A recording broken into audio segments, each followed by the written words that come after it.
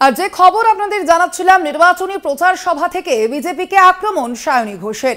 Vote শেষে বিজেপির লোকেদের দূরবীন দিয়ে খুঁজতে হয়, মোদি আবাসের 1 পয়সাও দেন না, এমনই মন্তব্য করেছেন সায়নী ঘোষ। তার পাশাপাশি তিনি আরো বলেছেন, মমতা বন্দ্যোপাধ্যায় আপনাদের বাড়ি বানিয়ে দেবেন, এই কাজের জন্য মমতা বন্দ্যোপাধ্যায় মোদির কাছে হাত পাতবেন না, এমনটাই মন্তব্য করেছেন সাংসদ সায়নী ঘোষ। আপনাদের জানিয়ে রাখি, তিনি এক সভায়, প্রচার সভায়, সেখানেই এমন মন্তব্য করেছেন যে ভোট শেষে বিজেপি যারা নেতৃত্ব রয়েছেন তাদের দূরবীন দিয়ে খুঁজতে হয়, মোদি আবাসের 1 পয়সাও দেন না, মন্তব্য করেছেন সায়নী ঘোষ। আমরা দেখেছি সম্প্রতি আবাস যোজনা নিয়ে কিন্তু রাজ্যের বিভিন্ন জেলায় একাধিক অভিযোগ সামনে আসছে। আবাস তালিকায় যে নাম উঠেছে বিভিন্ন ব্যক্তিদের, সেই নামের তালিকা নিয়ে কিন্তু অভিযোগ করছেন সাধারণ মানুষ, এবং এরই মধ্যে বারংবার যে অভিযোগ যে করা হচ্ছে শাসক দলের পক্ষ থেকে, এবং সেই অভিযোগই কিন্তু শোনা গেল সায়নী ঘোষের মুখেও।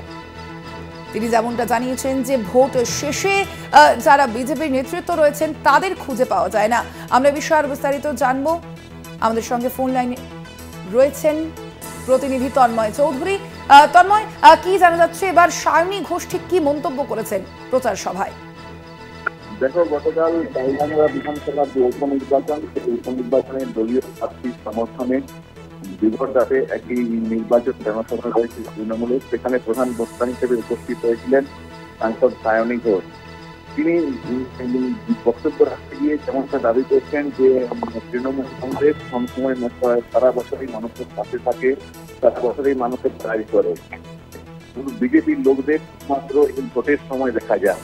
এবং তিনি বক্তব্য রাখতে গিয়ে বিশেষভাবে দাবি করেন যে ভোট শেষে বিজেপির লোকেদের দূরবীন দিয়ে খুঁজতে হয়।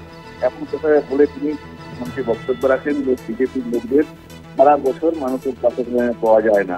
পাশাপাশি তিনি আরো সিপিএমকে আক্রমণ করেন। সিপিএমকে বলেন গত 34 বছরের শাসনকালে ওরা মানুষের জন্য কিছুই করেনি, শুধুমাত্র নিজেদের দেশ পেট করিয়েছে, এমন এইভাবে সিপিএমকে তিনি আক্রমণ করেন।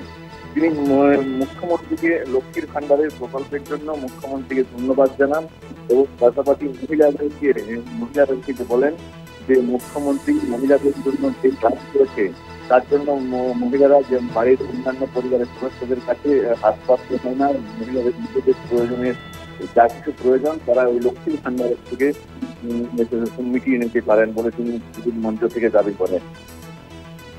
ধন্যবাদ তোমায়। আমরা কথা বলছিলাম, ফোন লাইনে ছিলেন প্রতিনিধি তন্ময় চৌধুরী। সায়নী ঘোষের এই মন্তব্যকে ঘিরে বিতর্ক শুরু হয়েছে।